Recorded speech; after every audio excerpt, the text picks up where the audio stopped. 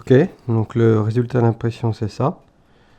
On voit le léger biseau là.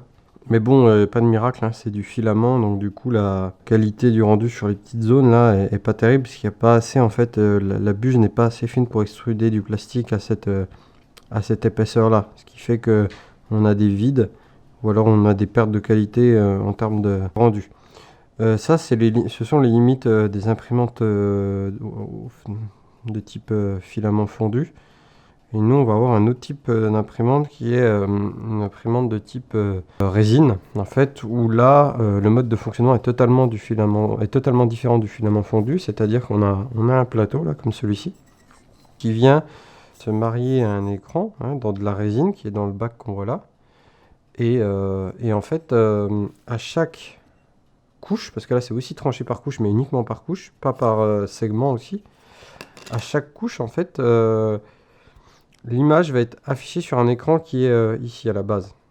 Et donc cet écran-là, il va émettre des UV et cette résine, en fait, elle durcit aux UV. C'est pour ça d'ailleurs que le plexiglas est rouge ou jaune. Rouge, parce que bah, la résine est sensible aux UV du soleil, donc ça durcit, il y aurait l'effet se ferait tout seul et le bac serait dur dans le temps. Tant qu'on laisse le bac, il n'y a aucun risque. Moi j'avais laissé pendant un an sans l'utiliser, je crois, parce que je l'utilise pas trop ces dernières années, j'ai pas trop utilisé. Mais la résine était encore très bien. Bon, faut éviter de faire ça, idéalement faut la stocker, mais j'avais zappé. Donc du coup là il y a un écran au fond, on ne le voit pas. Je vais enlever ça là. Voilà, on peut enlever le bac, hein, parce qu'en fait c'est pas directement sur l'écran, il y a une espèce de film plastique pour éviter que ça soit sur l'écran. Et puis du coup, bah en fait, parfois il faut changer le film plastique parce qu'il s'abîme. Et donc du coup, aussi pour nettoyer le bac, on peut changer le bac aussi. Donc voilà, là on voit l'écran en bas. Cet écran qui imprime, donc avec une certaine résolution, l'image elle est juste affichée là et puis ça s'imprime.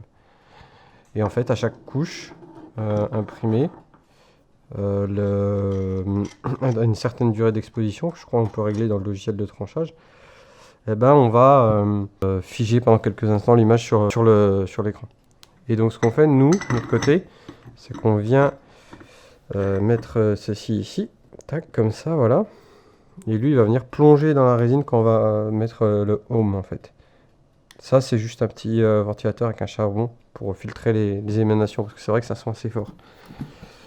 Tac, je remets couverture. On n'a pas les mêmes contraintes sur une impression comme celle-ci. Typiquement, ça, c'est une impression qui est très rapide. Mais plus l'objet est haut, plus c'est rapide. Mais vous pouvez avoir le plateau rempli, ça ira aussi vite que s'il y avait un millimètre, puisqu'au final, c'est qu'une image qu'on affiche. C'est qu'un nombre de tranches, c'est le nombre de tranches qui compte. Donc s'il y en a 50, que le plateau soit rempli, ça fera toujours que 50 images. S'il y en a 1000, que le plateau soit juste, il n'y ait qu'un millimètre au niveau du plateau, ça sera beaucoup plus long. Donc il vaut mieux des fois coucher les objets ou les mettre le plus de biais possible, tout en prenant en compte le porte-à-faux, etc. Pour optimiser la production. Voilà. Donc là on va allumer, il y a un interrupteur derrière.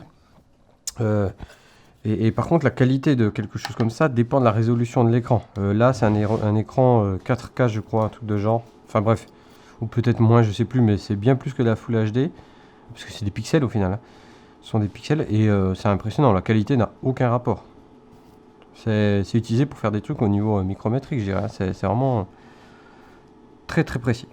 Donc du coup, là, je vais lancer l'impression. Ce qui va se passer, c'est que je vais essayer un truc. Non, je pourrais pas vous montrer. De toute façon, je peux pas enlever ça. Hein. Il y a une sécurité pour éviter de l'enlever pendant qu'on l'utilise. Donc un jour, j'essaierai de vous mettre la caméra dedans, mais là, j'ai pas trop confiance pour le moment. Donc là, j'ai mon fichier qui est ici. J'ai déjà tranché. Je vais lancer l'impression. Donc je choisis mon fichier. On peut le voir là. Et je lance l'impression. Donc là, ce qui va se passer, je sais pas si vous voyez très bien. Attendez, je vais décrocher. Ce qui va se passer, ouais, là, on voit que le plateau descend. Le plateau descend, donc bon, il met quand même un certain temps, hein, il va pas y aller quand même loin, surtout que là c'est vraiment des très petites, c'est des, comment dire, des couches assez fines, hein, plus c'est fin, plus c'est précis, et là c'est vraiment très fin, donc du coup le moteur par rapport à des incréments assez petits, mais c'est tant mieux, on cherche pas une vitesse de productivité avec ça, on cherche plutôt vraiment de la précision. Bon, je suis désolé, mon plexi est vraiment sale, et en plus J'avais voulu le nettoyer et je l'avais rayé en fait comme un imbécile, donc faudra que je leur remette un coup de polish ou quelque chose pour le rendre plus translucide. Alors là, le plateau rentre dans la résine. Difficile de voir, mais le plateau là est dans la résine et là voilà, là on peut voir une couche et donc on a un retour ici de ce qui est affiché sur l'écran. Et donc là on peut voir la première couche qui est la base du logo. La première couche s'est affichée et donc ça il va le faire pour on voit peut-être pas très bien, 92 couches. Ok, et il y a à peu près je crois 25 minutes voilà, d'impression. Il n'y a pas de préchauffage bien entendu, c'est juste un écran, donc à ce niveau là c'est plus rapide. Par contre, on a des contraintes de tension sur le plastique qui protège l'écran là dans le bac, celui qu'on peut changer de temps en temps. Donc selon la pièce, il faut éviter d'y aller comme un bourrin, et il faut être assez prudent. Ok, on va laisser ça s'imprimer, et on va parler de ça à côté. Et non, j'ai pas deux imprimantes, c'est juste que... alors je vais remettre ça sur mon... Ouais. C'est juste que là, j'ai... y a un... En fait, il faut bien comprendre que c'est de la résine. Hein. Donc du coup, la résine, ok, elle va durcir, mais pas toute la résine du bac.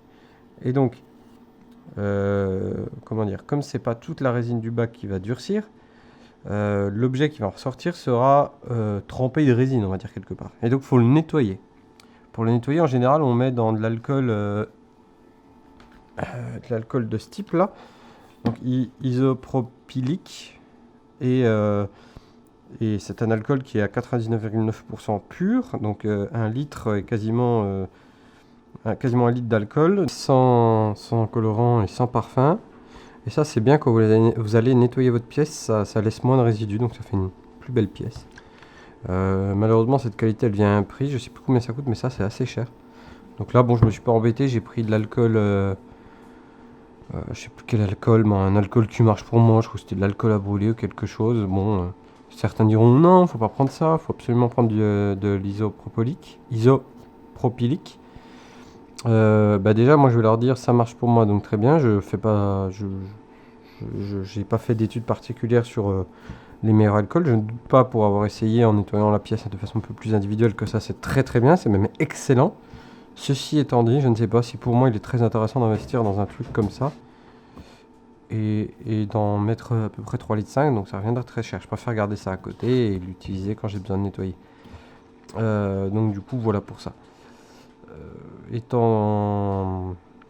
Je vais y arriver, peut-être qu'un jour je ferai une comparaison, peut-être qu'un jour j'aurai un peu plus de moyens pour ça, mais j'ai pas une utilisation assez avancée, c'est pas fréquente pour ou vraiment spécifique pour le besoin de ce type de nettoyant là. Une fois que ça c'est fait, moi ce que j'aime bien faire c'est prendre un bac d'eau déminéralisée. Bon, on peut prendre l'eau du robinet pareil, c'est tellement peu cher l'eau déminéralisée, et de venir rincer ça là-dedans. Comme ça on enlève les restes d'alcool, et puis de rincer un bon coup. Et ensuite de prendre la pièce, et en fait vous venez la poser, bon là, ça marche pas avec ça, mais vous venez la poser sur ce plateau là. Vous enlevez ce système là, hein, vous l'enlevez parce que vous pouvez enlever le bac en fait. Et vous posez ce système là à la place dedans en fait. Et là on voit qu'il y a deux modes, il y a un mode wash et il y a un mode cure. Attendez, je vais vous montrer de plus près. Donc il y a un mode wash et un mode cure. Et en fait, vous pouvez choisir la durée, etc. Peu importe, arrêter, lancer, et puis... en fait, en mode wash, bah, c'est l'hélice qui va tourner simplement, sans rien d'autre. Et en mode cure, le système, le moteur va tourner moins vite. Et derrière, on ne les voit pas parce qu'elles sont derrière le bac. De montrer ça. Derrière ce bac, en fait, hop, qu'on peut enlever, hein. Voilà. Donc on met ce plateau là comme on l'avait dit, forcément l'effet démo. On voit des LED là, et puis ces LED s'allument et puis là, hop, et la pièce tourne et a subi encore un traitement d'UV pour finaliser le traitement de la pièce, pour durcir jusqu'au bout. C'est pour ça qu'il est important d'enlever d'avant de faire ce traitement, ce post-traitement là, de nettoyer la pièce. Parce que si vous laissez de la résine dessus, forcément votre résine elle va durcir et donc vous auriez des défauts qui apparaîtront. voilà pour ce qui est du traitement. Là, je peux pas la mettre en route dans le vide parce que j'ai qu'un câble d'alimentation pour les deux transformateurs. Mais voilà, donc on va couper ici, je vais laisser celle-ci finir. Là, on voit que je vais me mettre dessus. On voit que là, on est donc à la partie haut du médaillon. On va peut-être pas tarder à voir le lion, je sais pas. Attendez. Voilà. Je vais faire ça. Donc est-ce qu'on va pas tarder à voir le lion? Est-ce que je vous mettrai pas là un peu en mode comme ça accéléré?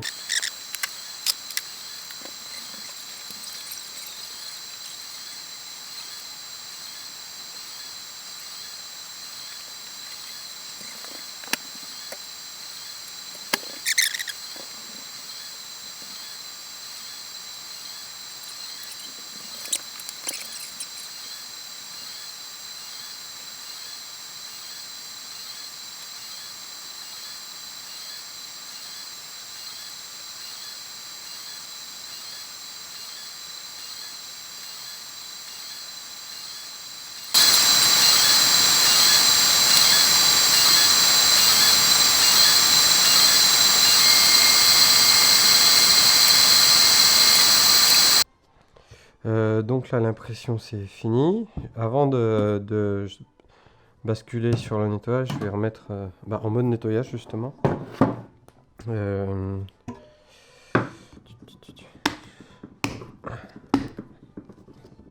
Hop.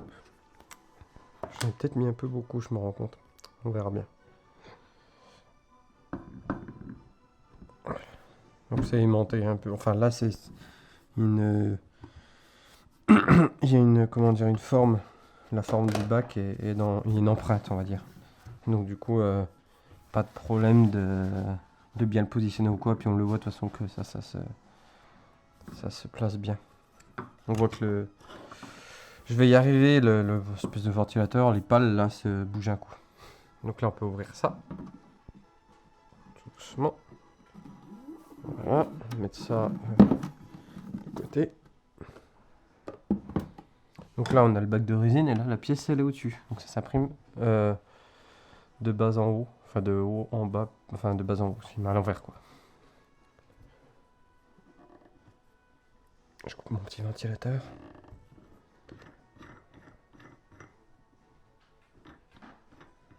Alors ça c'est pour la maintenir en place. Cette vis, je la desserre parce que moi en fait j'avais eu le mauvais modèle, on me l'avait offerte en fait cette imprimante et j'avais eu le mauvais modèle, c'est pas la même marque. Et en fait bon, mauvais modèle grosso modo. Le système qui venait ici tenir dans cette partie là ne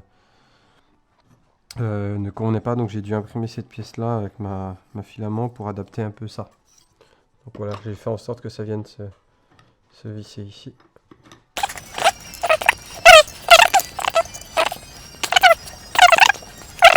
On est à peu près bien. Donc là je pense que j'ai mis trop d'alcool, on va voir ça. J'espère que ça va pas déborder.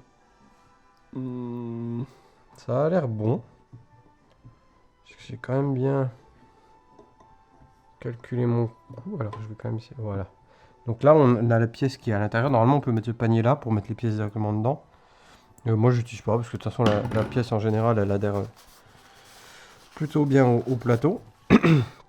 Et puis comment dire, de toute façon bon, j'ai pas vu la violence du truc que ça va poser problème. J'ai branché, j'ai mis le couvercle. Sans le couvercle, ça ne peut pas marcher. Donc là, on va mettre en route. Donc là, on voit que c'est en mode cure, donc c'est pas ce qu'on veut. On veut le mode wash. Donc on va mettre wash, et puis moi, en général, je mets le maximum. Des fois, je fais plusieurs fois, même plusieurs cycles. Donc là, je vais vous prendre comme ça. On voit un peu en travers. Hein. La pièce, elle est après le plateau là. Je vais lancer. Je vais essayer de... Voilà, on voit un peu le ventilateur là. Je vais mettre en route.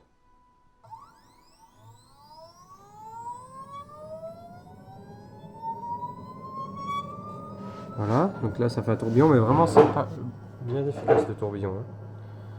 Voilà. Donc bon, ça fait un tourbillon. Voilà, hein, ça va tourner pendant 6 minutes. Moi j'ai tendance à faire plusieurs cycles. Puis une fois que ce sera fait, je viendrai rincer dans ce bac là. Je le ferai hors caméra hein, parce que c'est pas palpitant. Je ferai en sorte que la pièce soit sèche et je mettrai en place le mode comment dire, traitement, cure comme ils disent, pour mettre encore plus d'UV et finir de durcir la pièce. Je vous reprends donc au moment donné, on va durcir la pièce.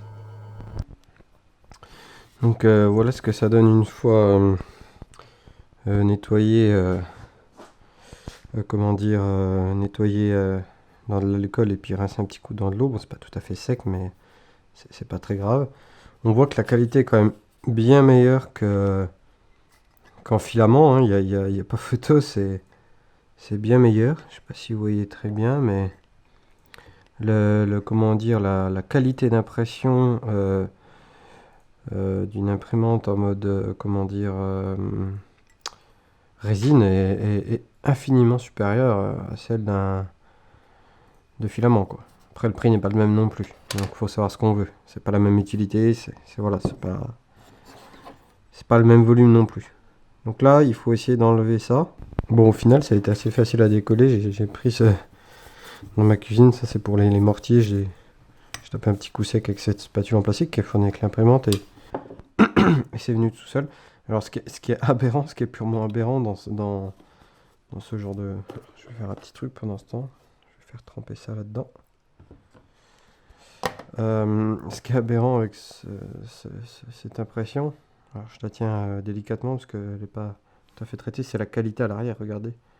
Comme c'est du métal un peu poli, c'est venu le motif se reprendre là et ça donne une qualité pour du plastique qui est juste exceptionnelle. Hein. Je suis même sûr que il y a des moules comment dire, des pièces moulées qui sont moins bien que ça. C'est même sûr en fait. Donc voilà, là j'ai essuyé comme je pouvais. Je vais mettre ça sur le plateau là, voilà. Hop, on va pouvoir poser ça ici. Voilà.